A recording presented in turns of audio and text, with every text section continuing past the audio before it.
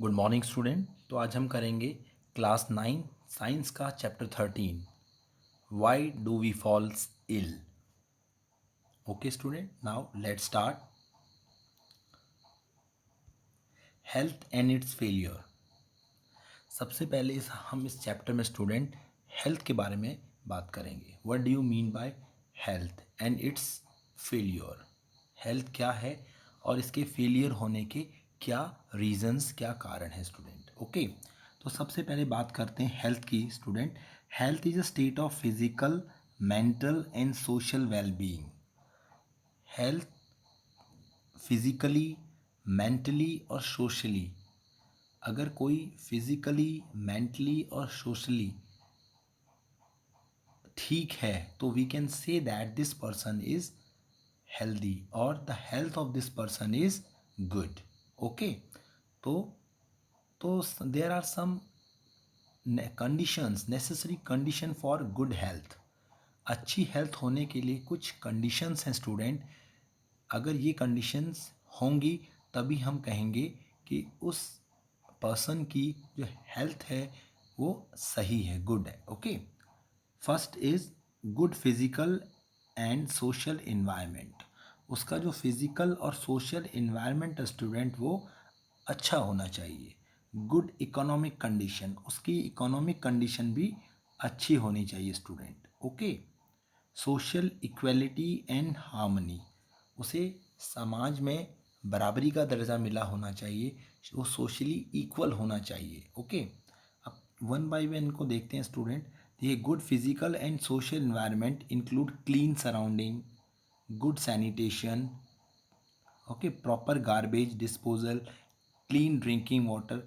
अगर ये सारी फैसिलिटीज़, ये सारी चीज़ें किसी को अवेलेबल हैं, किसी पर्सन को अवेलेबल है student, so that this his health is good. Okay, तो ये एक फिजिकल फैक्ट और सोशल फैक्टर है स्टूडेंट, जिसका होना गुड हेल्थ के लिए बहुत ही इम्पॉर्टेंट है। ओके, नाउ इकोनॉमिक कंडीशन, अगर उस पर्सन की इकोनॉमिक कंडीशन अच्छी होगी student, economic condition means job opportunity होंगी। अगर सभी के पास जॉब अपॉर्चुनिटी होंगी स्टूडेंट, सब मनी अर्न करेंगे और न्यूट्रिशियस फूड ले सकेंगे। ओके, अगर सभी को न्यूट्रिशियस फूड मिलेगा तो ऑटोमेटिक जो हेल्थ है स्टूडेंट वो अपने आप अच्छी हो जाएगी। तो student we can say that to get the nutritious food the economic condition of the person should be good. Okay, so and economic condition, how the economic condition become good? By if the person getting proper job opportunities. Okay, third is social equality and harmony. Social equality and harmony, उसको social समाज में बराबरी का दर्जा मिला होना चाहिए student. ये भी एक फैक्टर है जो कि गुड हेल्थ के लिए बहुत ही इम्पॉर्टेंट है। अगर हम इन सभी फैक्टर्स की बात करें स्टूडेंट, इनको हम ब्रॉडली कैटेगराइज कर सकते हैं दो तरीके से। Some are personal, some are personal factor, okay, and some are community factor,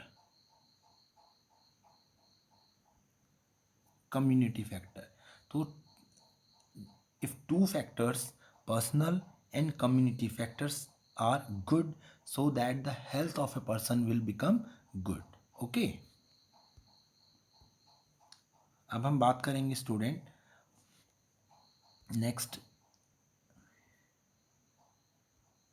what does disease look like. Disease जो होती है स्टूडेंट क्या होती है, what do you mean by disease. Okay, disease क्या होती है, तो अगर हम बात करें और कैसी दिखती है, how we recognise, how we identify a disease. Okay, तो student disease any disturbance in the structure और फंक्शन ऑफ एनी ऑर्गन और पार्ट ऑफ द बॉडी। हमारे बॉडी के किसी ऑर्गन में या किसी पार्ट ऑफ द बॉडी में कोई डिस्टर्बेंस होती है स्टूडेंट, कोई डिस्टर्बेंस होती है, यानी कि उसके फंक्शन में, उसके काम करने, जो जैसे नॉर्मल वो काम करता है उस काम करने में अगर कोई डिस्टर्बेंस, कोई प्रॉब्लम होती है स्टूडेंट, तो we can say that this person having some disease. Okay, तो इट मे बी, ये होती क्यों है student, it may be cause due to the attack of pathogens. ये किसी बाहरी पैथोजेंस जो होते हैं student, may be virus, may be bacteria, इनके अटैक से हो सकता है। इनका अटैक हमारी बॉडी के किसी पार्ट पर या ऑर्गन पर अगर होता है स्टूडेंट, तो वो हमारे बॉडी की वो पार्ट अच्छे से फंक्शन नहीं कर पाते, यानी कि उनकी फंक्शनिंग में कुछ डिस्टरबेंस आ जाती है। Okay. Lack of nutritious food, lack of nutrition या लैक ऑफ न्यूट्रिशियस फूड, उस आदमी को अगर प्रॉपर फूड नहीं मिले, प्रॉपर डाइट ना मिले, you can say student balance diet. Okay, हमें डिजीज़ फ्री रहने के लिए we should always take balance diet. Okay, हमें अगर डिजीज़ फ्री रहना है स्टूडेंट, तो हमें ऑलवेज बैलेंस डाइट लेनी है। हमारी जो खाना है स्टूडेंट, हमारी जो डाइट है उसमें हर तरीके का न्यूट्रिशन होना चाहिए, तभी हम किसी डिजीज़ से फाइट कर पाएंगे और हमें डिजीज़ नहीं होगी। Okay. Lack of public health services, और अगर जहाँ हम रह रहे हैं स्टूडेंट वहाँ पब्लिक हेल्थ सर्विसेज, हॉस्पिटल वगैरह नहीं हैं, तब भी ये भी डिजीज़ होने का एक कारण हो सकता है। मान लीजिए हमें कोई प्रॉब्लम हो गई, but we are not able to go to doctors for his advice, so we may cause disease. Okay, इसीलिए हमें डिजीज़ हो सकती है। तो it is very important to have these public health services nearby. Okay, when a person affected by these disease, either a normal functioning or the appearance of one or more system of the body change or worse, जब भी ये कोई भी disease हमें होती है student, हमारी body की जो नॉर्मल फंक्शनिंग है, नॉर्मल अपीयरेंस है, वो कुछ चेंज हो जाती है। और क्या हो जाती है, जो बॉडी का पार्ट होता है स्टूडेंट, वो उस तरीके से फंक्शन नहीं करता जैसा वो पहले फंक्शन करता है, डिजीज से पहले फंक्शन करता है। ओके, दीज चेंजेस, ये जो हमारी बॉडी में जो चेंजेस आ रहे हैं स्टूडेंट, ये चेंजेस आ रहे हैं, ये साइंस आ रहे हैं हमारी बॉडी में, कुछ साइंस आ रहे हैं स्पेशली। जैसे आपने देखा हमें जब फीवर होता है स्टूडेंट, तो हमारी बॉडी का टेम्परेचर राइज हो जाता है, तो ये एक साइन है कि आपको फीवर हुआ है। ओके, तो कुछ साइंस आ जाते हैं of the disease called symptom. वो जो साइन है स्टूडेंट, जो उस पर्टिकुलर डिजीज़ के साइन होते हैं, जिनको देख करके ये पता चलता है ये डिजीज़ हमें हो सकती है, these are called symptoms. Okay, on the basis of the symptom, उन्हीं साइंस के बेस पे स्टूडेंट डॉक्टर और फिजिशियन के पास हम जाते हैं, और वो उन साइंस को देख करके ही, उन सिम्टम्स को देख करके ही बताता है या एस्टिमेट करता है कि आपको हो सकता है ये पर्टिकुलर डिजीज़ हो। ओके, तो वो हमें एक टेस्ट के लिए बोलता है, हमें एक टेस्ट कंडक्ट करने के लिए बोलता है। डायग्नोज तभी कंफर्म हो पाएगा जब हम उस टेस्ट को करवाएंगे। ओके, उसके बाद ये कंफर्म हो जाता है स्टूडेंट, ये डिजीज़ है। ओके, जब भी मान लीजिए कोई डिजीज़ होती है, पहले उसके बॉडी में साइन और सिम्टम्स आने लगते हैं, वो उन्हीं सिम्टम्स के बेस पर डॉक्टर ये रिकॉग्नाइज करता है, शायद या may be this person may be suffer from this disease. Okay, तो वो आपको एक टेस्ट कंडक्ट करने के लिए बोलता है। On the basis of this test it is confirmed that you may or may not be suffer from this disease, आपको वो बीमारी है या नहीं है ये कंफर्म हो जाता है। ओके स्टूडेंट, नेक्स्ट हम बात करते हैं स्टूडेंट टाइप्स ऑफ डिजीज़ की।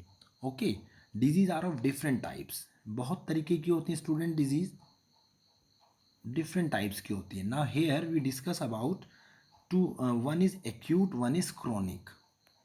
Acute disease and chronic diseases, ये जो डिफरेंस है स्टूडेंट, इनके बीच के डिफरेंस की बात करेंगे तो ऑटोमेटिक आपको एक्यूट और क्रोनिक के बीच में डिफरेंस से ही पता चल जाएगा कि ये क्या है। ओके, इनका difference student examination point of view से बहुत इंपॉर्टेंट है। बहुत बार ये एग्ज़ाम में 2 नंबर का 1 नंबर का पूछ लिया जाता है कि एक्यूट और क्रोनिक डिजीज़ में क्या डिफरेंस है, what are the difference between acute and chronic disease. तो एक्यूट से स्टार्ट करते हैं स्टूडेंट। एक्यूट डिजीज़ क्या होते हैं student? The disease which last only for a short period of time and does not have long term effect on health.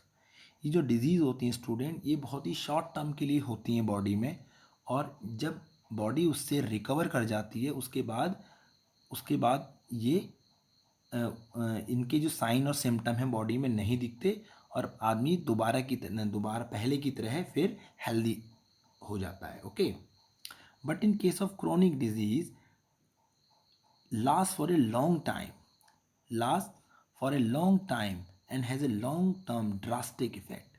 ये जो chronic disease है स्टूडेंट, ये बहुत लंबे समय के लिए बॉडी में आती हैं, और इनका जो इफ़ेक्ट है स्टूडेंट वो बहुत ज़्यादा क्या होता है, ड्रास्टिक होता है, बॉडी में बहुत चेंजेस ला देता है।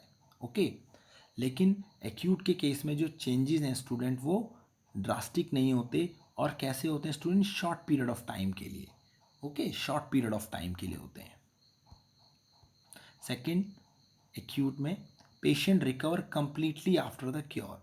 जब हम इस डिजीज़ के लिए, एक्यूट डिजीज़ के लिए कोई मेडिसिन वगैरह खाते हैं स्टूडेंट, तो हम कंप्लीटली रिकवर कर जाते हैं, और कंप्लीटली रिकवर कर जाते हैं। But in case of chronic disease student, patient does not recover completely.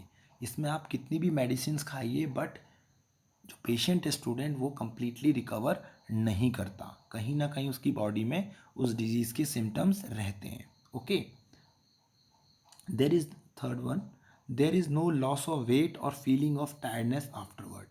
एक बार जब बॉडी एक्यूट डिजीज़ के केस में स्टूडेंट रिकवर कर जाती है और ठीक हो जाती है, तो वो जो टायर्डनेस है, लॉस ऑफ वेट वाली ये है, लॉस ऑफ वेट हो जाता है या टायर्डनेस हो जाती है, वो उसके बाद डिजीज़ ठीक होने के बाद नहीं दिखती। नो लॉस ऑफ वेट और feeling of tiredness afterward.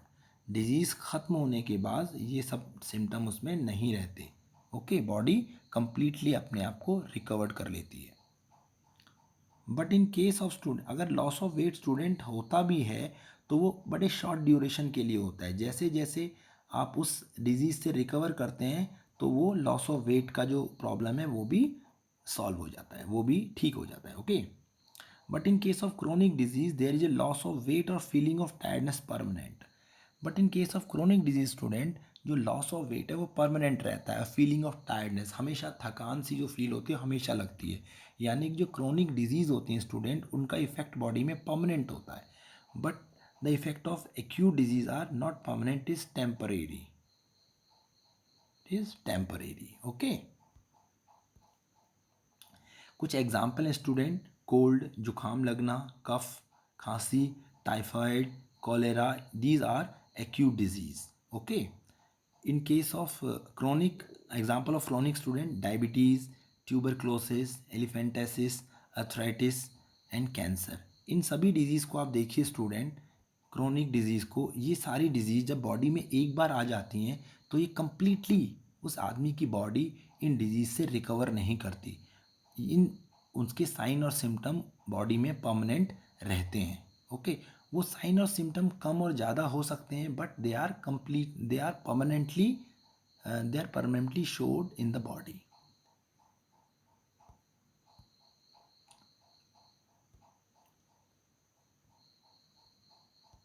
Next type of disease is infectious disease. Okay student, infectious disease का एक और नाम है student, communicable disease. As the name indicate, communicable, यानी कि ये डिजीज जो होती हैं स्टूडेंट कम्युनिकेट करती हैं, एक बॉडी से दूसरी बॉडी में स्प्रेड करती हैं। तो देखिए student, disease which spread from one infected person, spread from an infected person to a healthy person.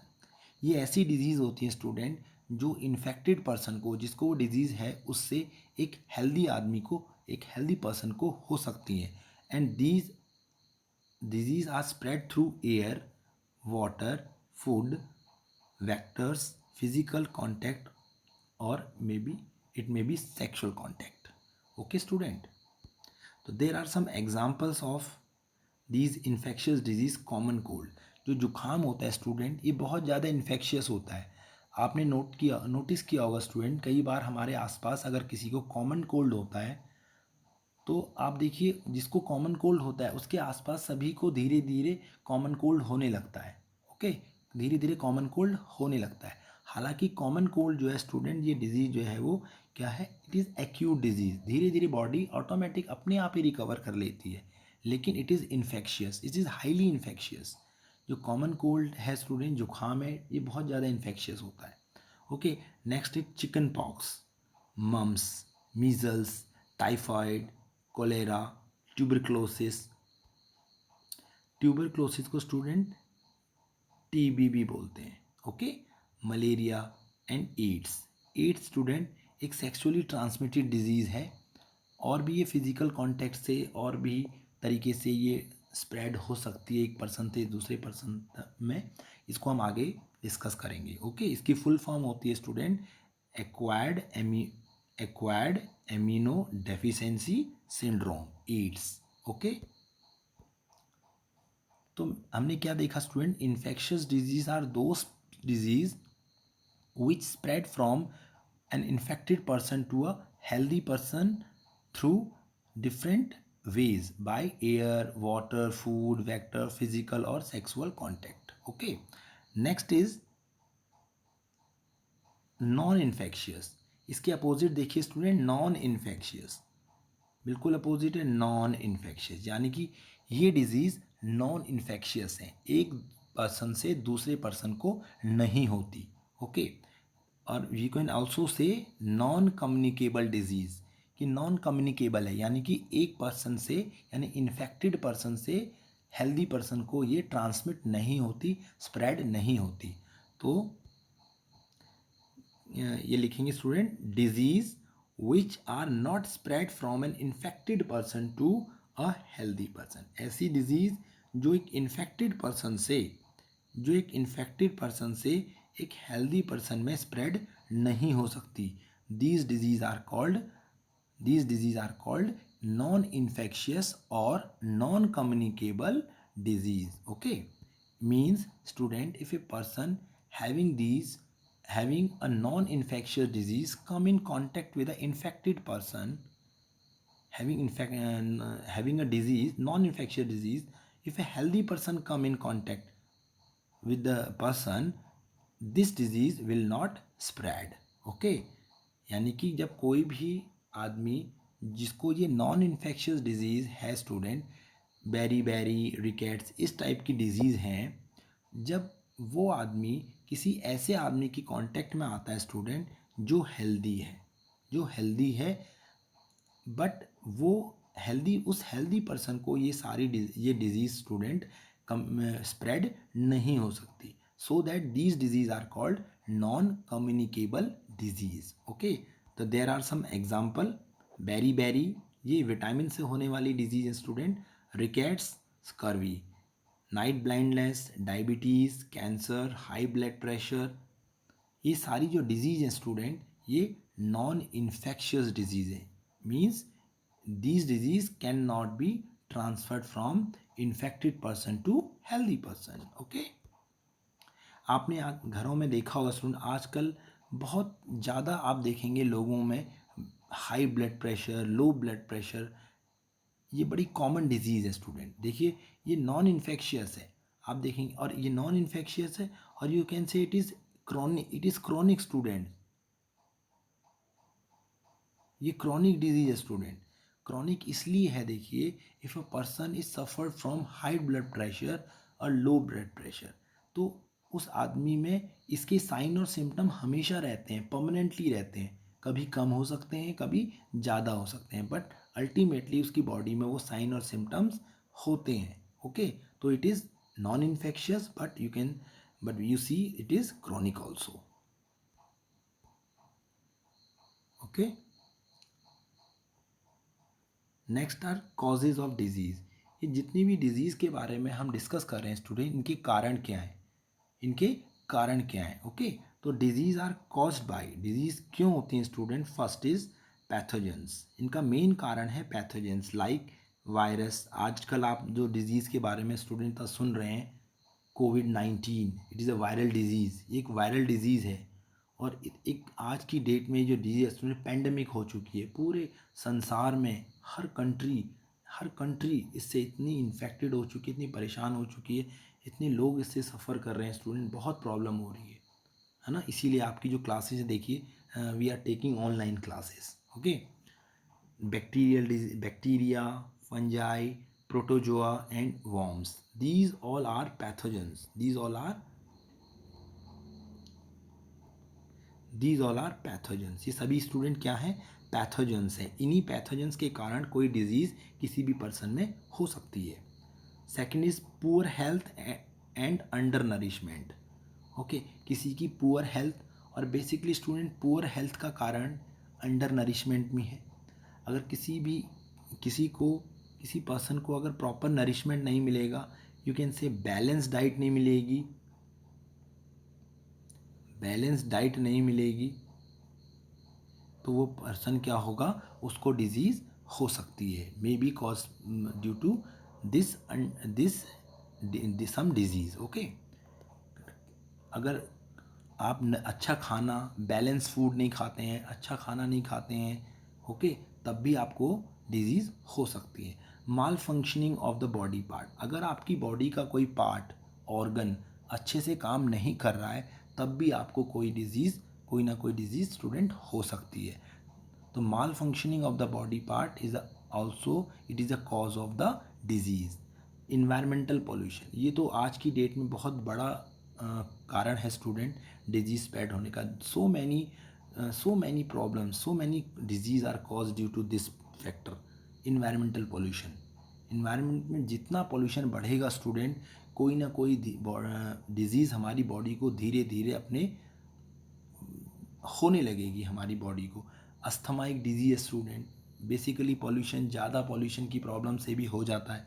Okay, यानी जेनेटिक डिसऑर्डर. कुछ डिजीज़ आपने देखी होंगी स्टूडेंट, वो जेनेटिकली ट्रांसफ़र होती हैं. यानी कि ग्रैंड पेरेंट्स से पेरेंट्स से उनके ऑफस्प्रिंग में, उनके बच्चों में. ओके स्टूडेंट, तो ये these type of disease are called genetic disease. यानी किसी के दादा को कोई डिजीज़ थी, उसके फादर में वो डिजीज़ आ गई, अब वो डिजीज़ उसमें भी आ गई. तो these disease are called genetic disease.